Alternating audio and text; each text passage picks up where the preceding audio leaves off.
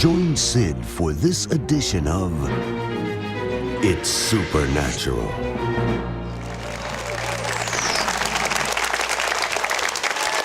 Bonjour, Citroën ici. Bienvenue dans mon monde où il est naturellement surnaturel. Je veux dire, juste respirer l'air du paradis. Mon invité, à mon avis, et pour beaucoup d'autres, est ma mère Teresa des temps modernes, une mère évangélique pleine de l'esprit. Je veux dire, elle a vu des miracles comme nous l'avons vu dans la Bible. Elle a vu des morts ressuscités, elle a vu des gens qui étaient aveugles, sans pupille, juste du blanc. Et devant ses yeux, elle a pu voir les yeux prendre forme et ils pouvaient voir naturellement. Les sourds entendent, la nourriture se multiplie. Et elle m'a dit son secret. Et vous êtes sur le point de le recevoir. Son secret est l'amour prodigue. Lavish love.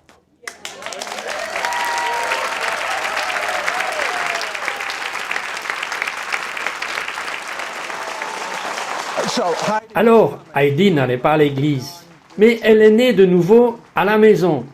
Et à 16 ans, elle a fait une rencontre radicale avec Dieu. Décrivez-le en quelques mots. Describe it in a couple of sentences. Eh bien, j'étais sur une réserve indienne et j'ai rencontré le Seigneur Jésus comme mon sauveur personnel. Le lendemain soir, je suis allé dans une petite église pentecôtiste. C'était comme être sur la lune pour moi. Je n'avais jamais rien vu de tel. J'étais rempli du Saint-Esprit et ils m'ont appris à jeûner et à prier. Donc, en mai, j'étais dans un jeûne de 5 jours. C'était le 5e jour et ils jouaient fort dans cette petite église. Des pianos bruyants jouaient. Et j'ai juste levé les mains et j'étais juste en train d'adorer et soudain, je ne pouvais plus entendre le prédicateur. Je ne pouvais plus entendre les pianos. J'étais juste couverte de cette lumière de gloire. Et j'ai entendu, c'est la seule fois de toute ma vie que j'ai entendu la voix externe audible de Dieu. Il m'a dit, tu es appelé à être un ministre et un missionnaire pour aller vers l'Afrique, l'Asie et l'Angleterre. But wait a second. Attendez une seconde, ses parents ne sont pas croyants. Dites-moi, entre vous et moi, est-ce qu'ils ont pensé que vous étiez un peu méchouga, folle? Totalement. Totalement. Ils ont essayé d'obtenir de l'aide d'un psychiatre. Ils ont dit qu'ils m'emmèneraient dans un programme. La raison, vous savez ce que faisait Heidi. À 16 ans, puis en tant que femme, elle ne pouvait pas aller à l'église pour prêcher, alors que Dieu l'avait appelée à prêcher. Alors, elle prêche aux patients qui ont Alzheimer, elle prêche aux drogués toxicomanes, elle prêche à n'importe qui respire.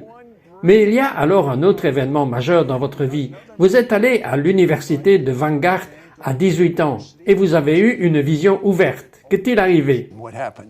Eh bien, il y avait un homme qui prêchait, et je pensais qu'il était un peu arrogant, parce qu'il disait que Dieu lui avait donné une ville. Et je ne croyais pas que Dieu l'avait fait. Je ne pensais pas que Dieu allait donner aux gens des villes. Et comme je le jugeais, vraiment, et que j'étais en charge du ministère, alors je l'ai emmené déjeuner, et je l'ai jugé.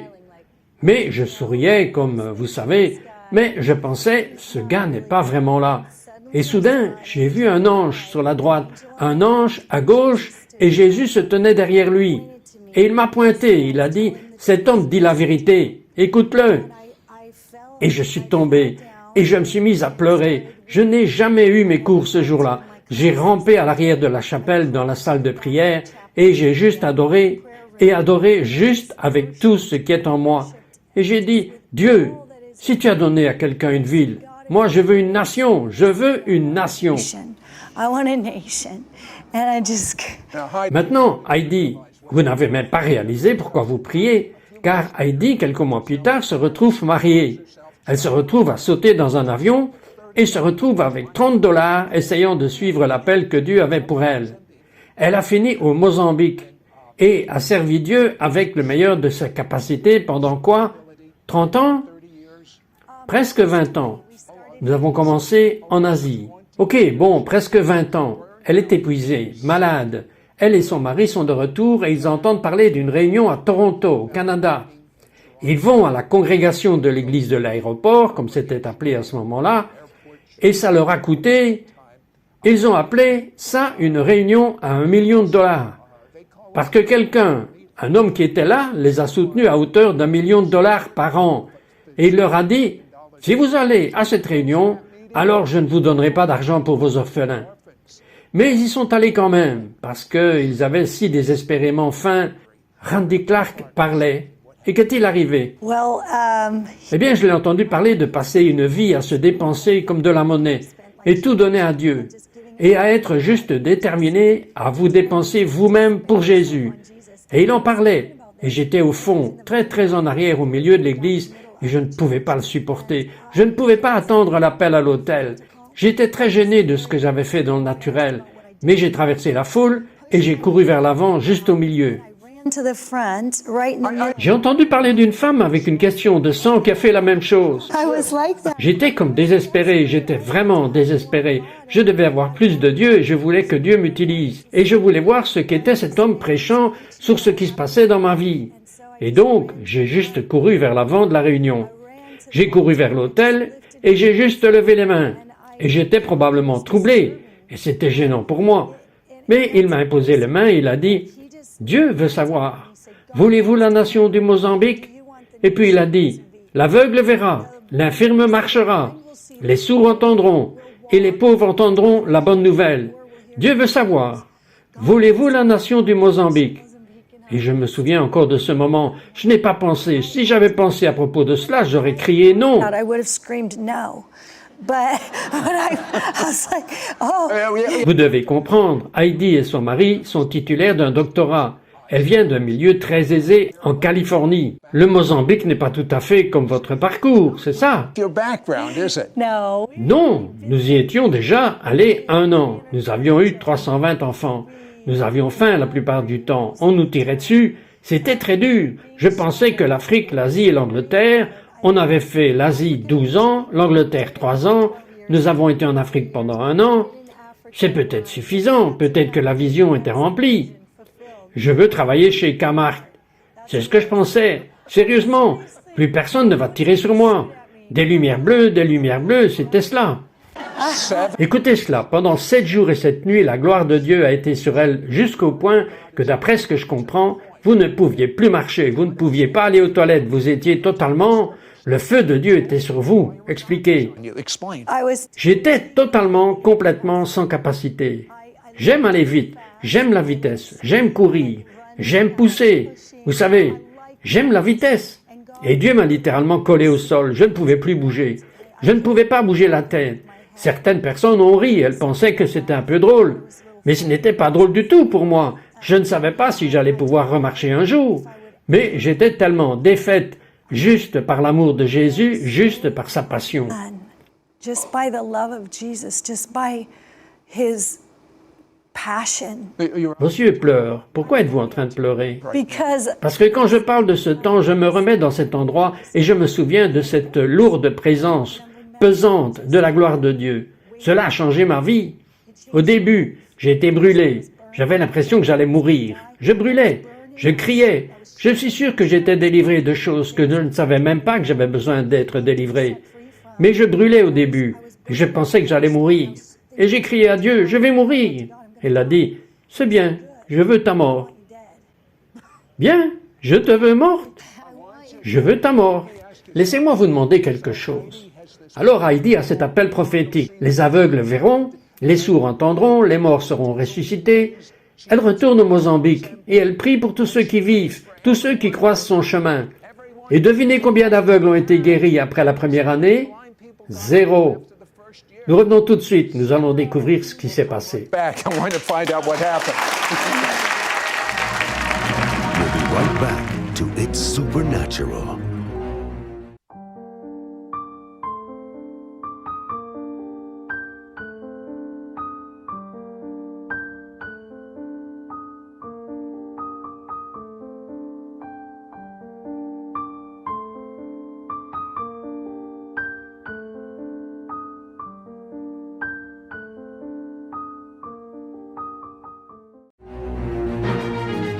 We now return to It's Supernatural. So for Donc pendant 1 an, je veux dire, si vous aviez eu cette parole et rien ne se passe pendant 1 an. La plupart des gens auraient abandonné. Mais pas Heidi. 1 an plus tard, elle trouve une femme. Il se trouve que son nom est en portugais Heidi. Elle prie pour cette femme, elle retrouve la vue. Le lendemain, elle trouve une autre femme aveugle. Il se trouve que son nom est en portugais le même, Heidi. Elle prie pour cette femme, elle retrouve la vue. Le troisième jour, elle prie pour une autre personne aveugle. Son nom en portugais est... Vous avez compris, elle retrouve la vue.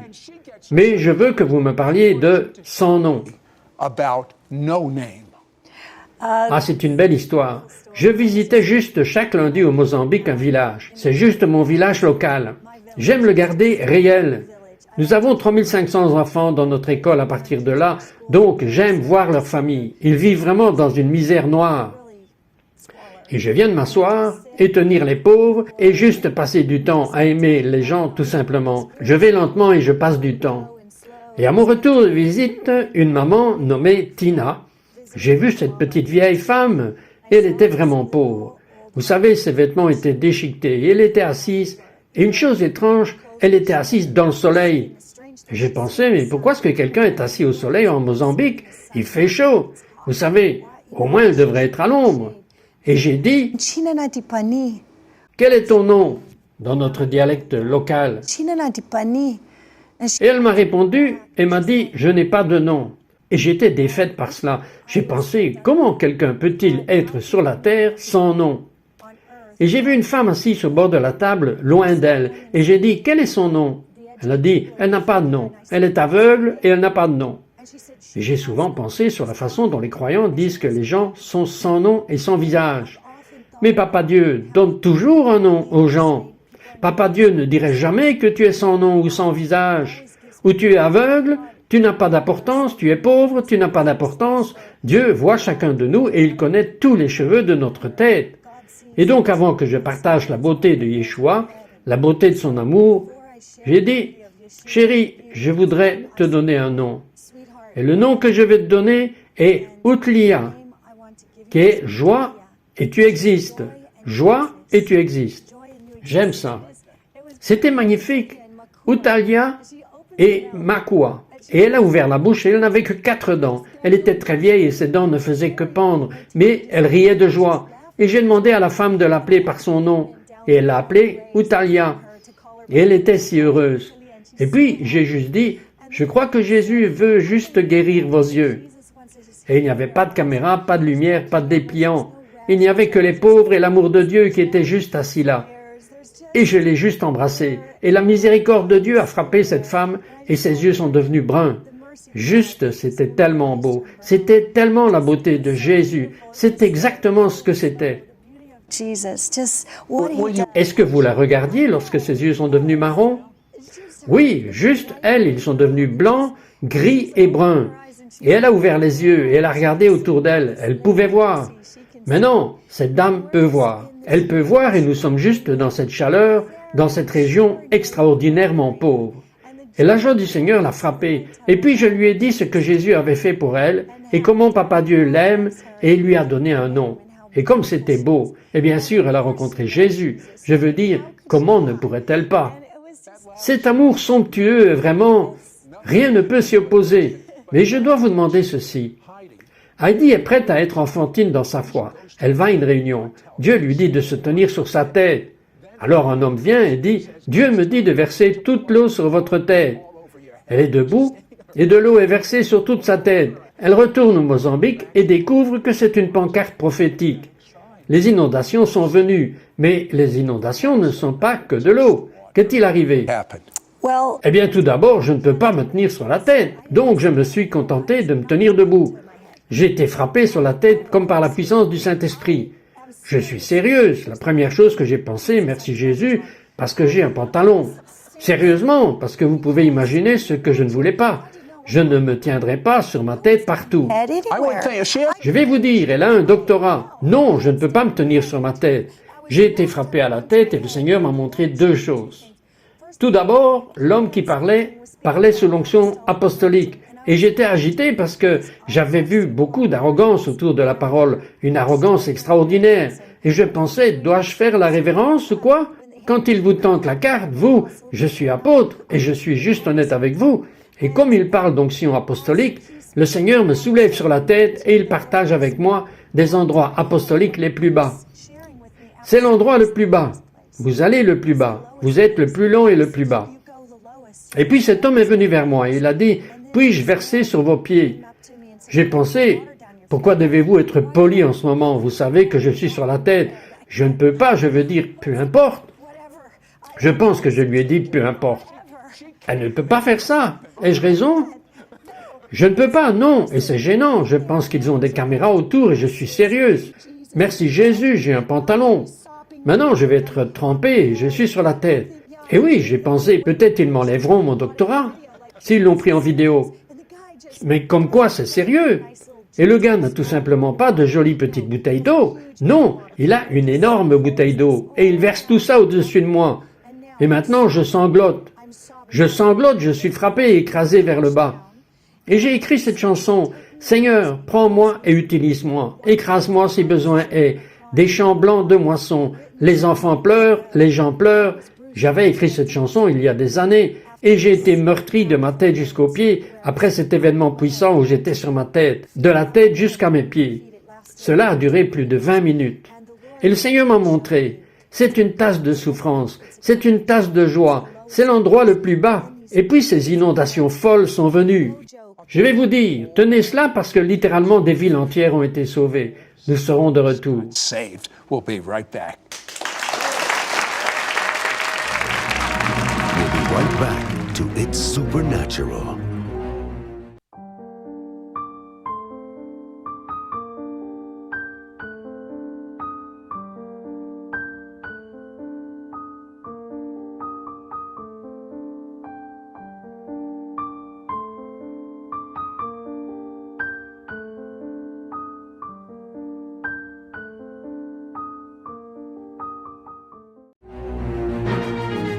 We now return to It's Supernatural.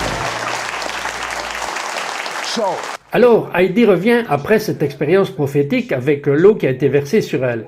Elle revient au Mozambique. Et dans le nord, il n'y avait jamais eu d'inondation dans le naturel. Et il y avait des inondations dévastatrices. Mais il y a aussi eu des inondations de l'Esprit de Dieu. Que s'est-il passé, Heidi? Spirit of God. What happened, Heidi? Well, Eh bien, la première inondation arrivait dans le sud, à Maputo, et s'est allée jusqu'au bout de Gaza, et il a effectivement plu pendant 40 jours et 40 nuits. C'était dans les journaux, c'était fou. Des enfants naissaient dans les arbres, les routes étaient toutes complètement parties, et des villes entières, des villages entiers étaient couverts d'eau. Et ce qui nous prenait des mois et des semaines, vous savez, pour arriver à d'énormes quantités de personnes, tout à coup, l'ONU m'a appelé en disant « Maman, combien d'hélicoptères as-tu besoin aujourd'hui ?» Et je disais 3 ou je disais, disons 4. Un jour, j'ai dit 7. Et ils nous laissaient remplir ces hélicoptères avec du personnel médical, avec des prédicateurs, des ministres de l'Évangile. Nous pouvions prendre des Bibles, nous avions à prendre de la nourriture, des fournitures, et nous étions largués au milieu de ces immenses camps de réfugiés. Et les gens avaient tellement faim de Dieu. Ils voulaient recevoir des Bibles. Ils voulaient recevoir le ministère avant la nourriture. Et au lieu de planter comme 3 ou 4 églises par an, c'est allé jusqu'à quelques centaines d'églises qui ont été plantées en un an. Juste un énorme mouvement massif de l'Esprit de Dieu. C'était vraiment puissant. Ainsi, après avoir été trempé dans une église et sur ma tête, cela en valait vraiment la peine. Ce sont des dizaines de milliers de personnes qui sont venues à Jésus. tens of thousands of people I came would to say. Jesus. Now, Maintenant, dites-moi, il y a un terme que vous utilisez. Vous dites que c'est le secret, si vous voulez. Comment Dieu vous a utilisé. Et le terme que vous avez utilisé est somptueux amour. Que signifie le mot somptueux? Extraordinaire, abondante, au-delà. Hofumfuga and En cantonais comme au-delà, au-delà. C'est somptueux, cela vient du Père. Father and this would you? Voulez-vous parler à la caméra pendant quelques minutes et leur parler de l'amour somptueux et comment ils peuvent l'avoir? Je veux m'y mettre aussi. Le somptueux de l'amour, si vous passez juste un peu de temps juste dans le lieu secret, écoutez le Père, écoutez Papa Dieu, il veut dire votre nom. Personne n'est sans nom et personne n'est sans visage. Nous sommes tous appelés à venir et à vivre dans la maison du Père. Alors je prie juste pour que vous sentiez la présence même de votre Père qui vous appelle par votre nom, qui parle à votre nom et vous remplit de cet amour radical et vous permet de savoir qu'il vous aime et qu'il ne vous laissera jamais, jamais, jamais aller. Merci Papa, merci Jésus, merci Saint-Esprit, Thank you, God. Such an awesome. merci Dieu.